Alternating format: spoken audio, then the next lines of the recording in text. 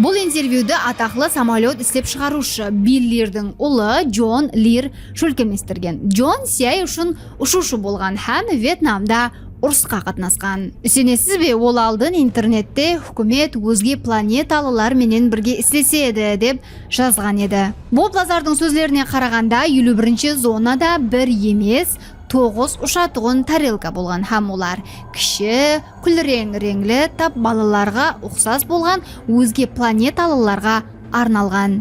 Лазар өзге планеталыларды биганалар деп атады һәм оларды Зета Сети жұлдыз системасынан келген деп білдірді. Лазар хәтте бір сапары лабораторияда адамлар міне осындай өзге планеталылар менен сөйлесіп атырғанын көргенін айтты. Бұл әдесе әлбетте жүді таң қаларлық болып, Лазар бұны өз көзі менен көргенін түсіндіреді. Боб Лазардың гүрріңіне жәмиетшілік дәрхал гуман менен қарайды. Оның сөзлеріне бола ол Лос Аламос іліми лабораториясында жұмыс істеген, бірақ бұл хақында ешқандай рәсми дәлелдер табылмады.